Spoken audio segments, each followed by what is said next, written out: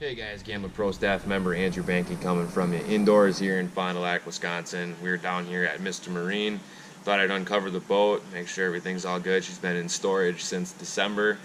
Um, Thought I'd make a little video for you guys showing you my two favorite baits that Gambler makes. The ones that I use, the mainstay. They always have some sort of application when I'm out on the water. I'll break it down for you. If you guys have any questions at all, feel free to hit me up in the comments below. We're going to get right to it. One of my all-time favorite baits that I've been fishing since I started fishing Gambler, which is a long time ago, is the original 4-inch ugly otter. I stick with mainly two colors, especially when I'm looking for fish. It would be green pumpkin, like this one right here, or this one I got rigged up here, black and blue. The two most well-known colors in bass fishing. I know it sounds real original, nothing too special about it. I try to keep it pretty simple, but I do carry a good assortment of both colors. Gambler has a lot of different colors available, so if you think they're getting keyed in on some other color and you want to make a change, Gambler's got an assortment of different colors that you can choose from, and I'm sure it'll fit any application that you're looking for. The main way that I fish it, my favorite way to fish it, would be on a Trocar TK130 with, depending on how deep I'm trying to fish, but Eco Pro tungsten. This is a 3/8. I have it rigged on 20-pound Seagar Invisex fluorocarbon, and it is on a 7'2" medium heavy Quantum Smoke S3 rod with the burner 8.1:1 gear ratio reel. It's just my all-time favorite setup for fishing the otter. Mainly when I'm fishing it, I'm pitching, I'm flipping, and I'm making short casts. That's why I stick with the TK130. I do use it as a jig trailer quite often. It does really well on the back of a jig, especially in colder water, with that just real subtle tail action that this thing has if you don't cut these.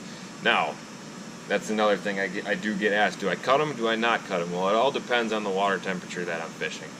A lot of the times I start fishing these in the pre-spawn, so again, it all goes on water temperature, but when I cut them, they have little slits in them already for you to cut them, so you get the best action out of them. As you can tell with this one has been used and abused, but it has them all cut. Caught quite a few fish on that one already. It's about to fall off the hook, really. Yeah, I fish it around weeds, rocks, wood, basically whatever. I just never seem to fish it that deep unless I'm on the back of a jig. To me, it excels in shallow, weedy cover from pre-spawn to spawn. I do really well with it in summer when I'm fishing, when I'm flipping, and all that kind of stuff. But for me, the best time of year to fish the ugly otter is pre-spawn and spawn. Yeah, so make sure you get yourself a package of those and try them. I mean, they're good any way you rig them. I started out rigging them just Texas style and just casting them around, and man, did they catch a lot of fish. We'll get right to my second favorite option. This is a mainstay for any bass fisherman all across the country. Everybody knows about the Gary Yamamoto Senko. Well, Gambler has their own version, and it's called the Ace. And my two favorite colors, I'm sure you can guess: green pumpkin, black and blue. Like I said, I keep it really simple, but there is something with these ones that I do like to, same with the ugly otters, but I do seem to add more variations of these colors with a Senko, especially in shallow water. I do a lot of watermelon and red flake, or green pumpkin and red flake, something along those lines. And these ones right here, these are probably one of my new favorites that I've used. This is the black and blue with the blue tail. So just a little bit different, still the main color, but just an add. It's almost like dipping it in Dip Dye, except it comes in the plastic, so no messes on your carpets or anything like that. And Gambler has a bunch of different colors like that.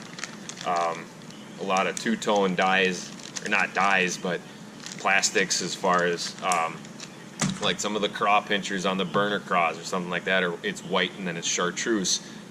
They make a lot of other plastics that are two different colors. Like, I mean, I got some green pumpkin and it's like a black or something along those lines. Just there's so many different color options that they come out with, and there's a place for all of them, and I do carry a lot of them. But my go-tos when I'm looking for fish, or I'm out there and I'm struggling and I haven't caught much, is green pumpkin and black and blue. Go back to your basics. The Cinco type, the Ace, I do fish it in a whole bunch of different ways. One of my favorite ways to fish it around in open water or around docks that have a lot of weed cover on it. I do fish it on a bait casting rod. This is a Quantum older one. This is the Lidner's Angling Edge Technique specific. It's a medium heavy with a soft tip, and I do fish it on a 7.0 to 1 gear ratio reel. I like high ratio reels so I can pick up line quick, especially when they're in weeds or around docks. They don't get me wrapped up. And with this one, I don't throw braid a lot. I do with the bait casting reel. I don't throw braid with the Cinco. I do fluorocarbon. It's all Seagar and Vizex, and this is 15 pound. Mainly 15 pound is what I'll stick with as far as that goes. I do also drop shot this bait quite often, and I'll wacky rig it on a drop shot as well. And another way that I do fish it is I fish it on these little flick weights. These are the VMCs. I was out on a fishing trip and we were fishing them wacky style. Well, they wanted it, but they would only bite it when it was laying there. They wouldn't bite it on the fall.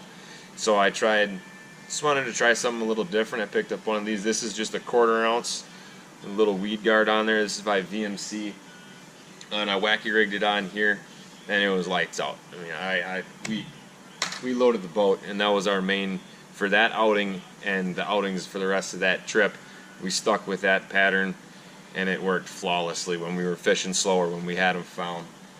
When I was fishing that, I was fishing on a spinning rod. This is a 7-foot medium heavy Quantum Smoke with a Quantum Smoke size 30 reel.